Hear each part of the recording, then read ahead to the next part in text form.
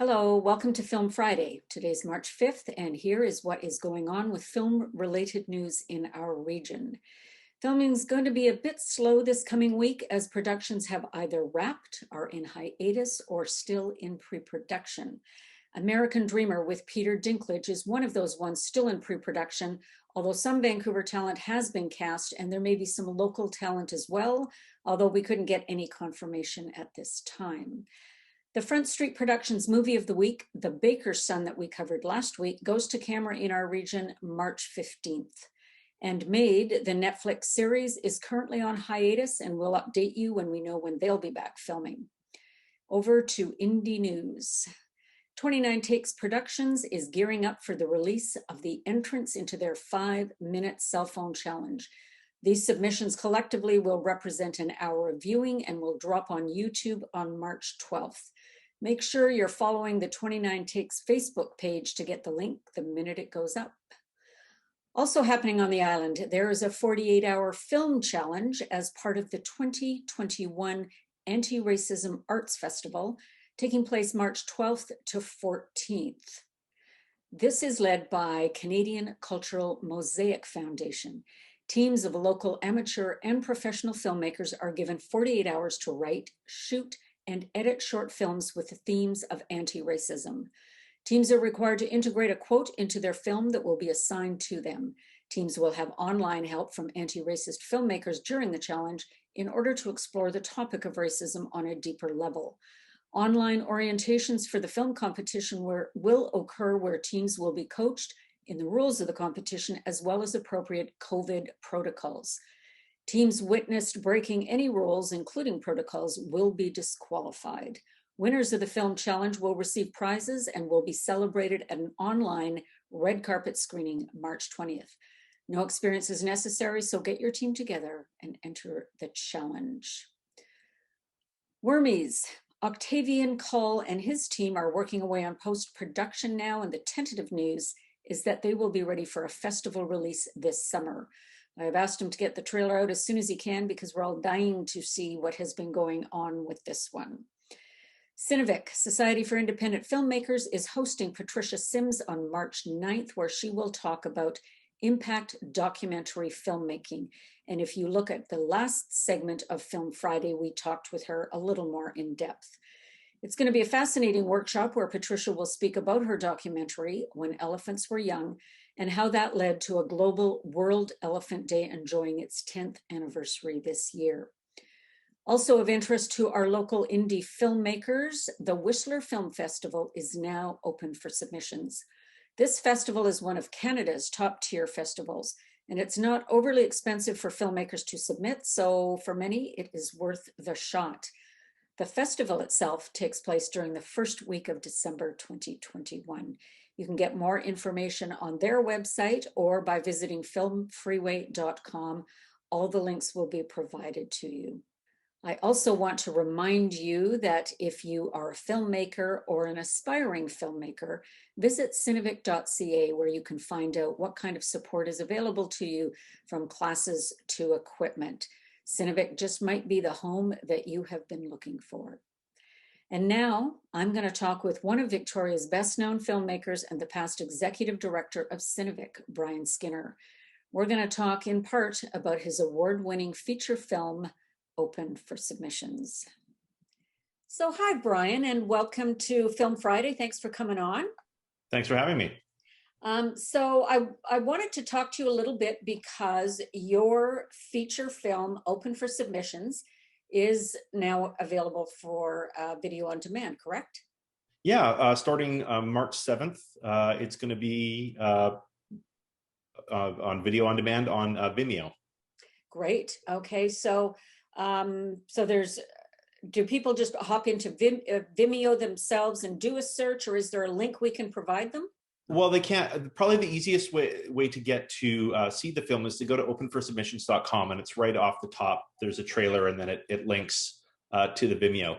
Other than that, you can just go to vimeo.com, and it's vimeo.com/on-demand/open for submissions. Perfect. So either way. Two ways. Okay. 2 ways to rent the film. So for people that don't know much about Open for Submissions, can you give us a bit of a synopsis? What can they expect to see once they open that up? Sure. Open for Submissions is a improvised feature mockumentary um, about a small town film festival with big problems. It's centered here in Victoria, BC. And Desmond Baggs, portrayed by John Emmett Tracy, is the new festival executive director who has to overcome some internal sabotage to make sure that the festival is able to continue. They're at the very, I'm not giving too much away because it happens in the first 3 minutes of the film. The previous executive director dies of the festival, and there is a struggle for power, and he is successful. And the person that is not successful, the programmer, pretty much programs the festival to internally self-destruct by selecting some of the worst films that come in.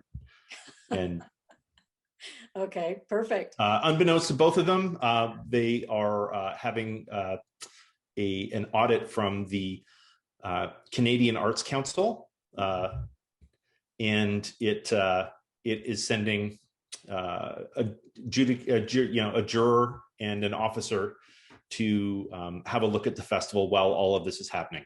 Okay. So it's just kind of a situational comedy. There's lots of people should know it's an improvised film. Yeah, that was what I wanted to get into next. I think the way you guys structured and shot this film was very unique. So I want you to speak a little bit about how this all came about, how you approached it from the director's perspective. Yeah. How I got there was the first time I ever worked with both Tyler Parr, who portrays Booker in the film, and John Emmett Tracy. And actually, the first time I ever worked with Anna Delora, who's a producer and appears briefly in the film, is I did a film called Runaway Production. And it was a short film that I had written. And John, in the midst of it, we were shooting the scene. He was like, do you mind if we just try? I just kind of go off and we just try something. It's like, yeah, of course. When I was a kid, I from about age 12 to 15, I took improvising classes. So I was like a improv kid, and I thought that sounded great. So he just went off, and it was the funniest stuff that was in the film. So I put together a few years later a film called Tumbling After, where I just wrote a little 8-page thing, and it was about burlesque dancing. And I knew John would be great for it. And then I had all these other great improvisers, and we made the film, and it was very successful for what it was. Yeah. And I had set pieces, like people had to learn choreographies and stuff like that for burlesque dancing. And so I had these kind of but it was all improvised, and I didn't tell the camera people what was going to happen in the scene. I talked to the actors prior. So, because I don't like it when in a mockumentary, the camera is leading too much, and it feels like a regular dramatic film. And it did, yeah, like I said, it did very well. And so this Open for Submissions just kind of builds on that as a technique, where I write an outline. It's very tightly structured, and I write the jokes, but I don't write, I write the outlines of the jokes, but I don't write the punchline, and I don't write how people need to get there. Okay. And then the actors find it, and then I, in post, manipulate the performance as an editor and put it together and get to another place. Yeah. Okay. Yeah. Well, I think people should, if you haven't heard about Open for Submissions, it is so much fun. And I think having this background helps people appreciate even more how you got to where you got to, because it is just so well done. I'm glad you've had a lot of success with it. And also John Emmett Tracy, who is now, I think, on season 2 and 3 of Yellowstone, the hit Netflix series, or sorry, Prime, I think it is. I can't remember offhand. Anyway, the Yellowstone, people know about it. Yeah, it's actually on cable TV in the States. I think it's number 2. Oh, is that right? Cable television show in the United States of America. So he's doing very well with that. Good, good. So just one more of many reasons to watch Open for Submissions, because he's lead in this film. Now, Brian, while I've got you, and before I let you go, people are going to want to know what's coming next out of Brian Skinner. I'm actually right now I'm trying to develop two projects. One of which is a series called Garden City, and it is about Victoria City Council. No relation to the Victoria City Council, but I was obviously a little bit inspired by it. It was on my mind, and you know, if it's a go, and if all things line up, it's a comedy series, and so I'm working on that. I'm also working on another comedy feature called Abby and Joseph Have a Bomb, and it is kind of about just that, about two people that have come to a point in their life where they're willing to engage in terrorist activity, but they're just completely inept at doing it. So it's it's loosely based on something that happened here in Victoria. Yeah. I think it's about 7 years ago now. That's exactly what came to mind when you started talking about how inept they were. Was, oh my gosh, yeah, we had an incident that's not similar to that. Right? Loosely based, but yeah, very so. And I remember I was describing this to somebody, and I didn't put off the top that it was a comedy. I was describing, it's, you know, when they have a bomb and they're willing to blow people up at a big celebration event in downtown Victoria, and but then I kind of worked back from there and described some of the events. I don't really want to talk too much about here, but understand. I was like, oh, I forgot, it's a comedy, and their jaw dropped. It's like, you know, I do like finding the comedic in in the mundane and the horrific. Well, if you can find it in the Victoria City Council, good for you. Okay, and last question before I let you go is, people who want to stay on top of what you're working on, do you have a social media platform or website, or how do people kind of keep in touch with what you're up to?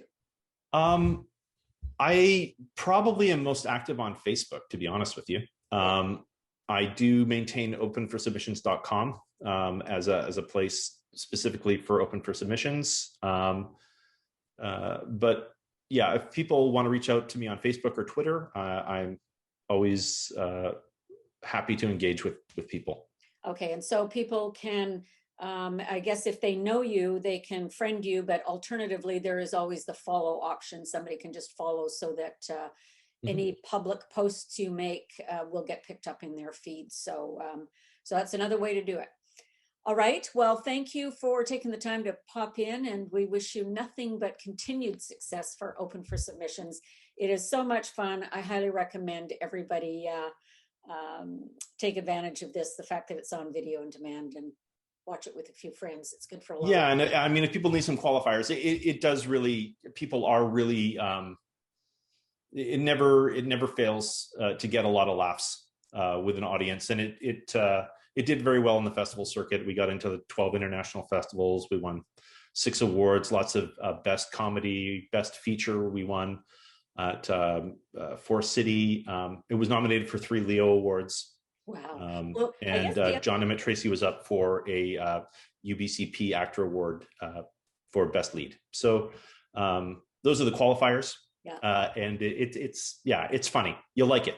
And the other thing that just kind of twigged to me, I have thought about this before, but to submit a film like this to festivals that is about festivals had to just resonate with, I can see festival programmers all over the world just howling at this, because there are elements in there that have got to, just hit home.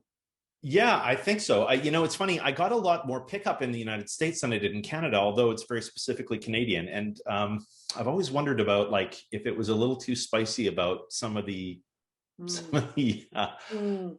the stuff relating to the Canadian art system, which was one of the reasons that I made the film to begin with. Yeah. I had some things I wanted to talk about. Good. Great. So it might have hit a little close to home for some of our Canadian. Yeah, but we did do well in Canada, and I want to thank all the programmers that had the temerity and the guts to program it. Great. Okay. Well, like I said, continued success with Open for Submissions. The links will be on here. So encourage everybody to go and watch it. Lots of Thank fun. you. And just before I go, I would really like to thank you for putting the spotlight on so many local filmmakers and the film scene in Victoria. I think you're doing a great job, and I really appreciate your work. And Thanks, as Brian. does, in general, the film scene in Victoria. Well, we have a lot of talent here, and I just get very excited by it. So yeah, so I try and do what I can to bring some eyes onto it. So thanks for that. Thank you. Okay, Brian, talk to you soon. Talk to you soon. Okay, bye-bye. And that's it for Film Friday on March 5th. Please subscribe and give us a like, and stay tuned for our next edition, where we will be talking to some young, and I mean very young, emerging filmmakers. Thanks for joining us.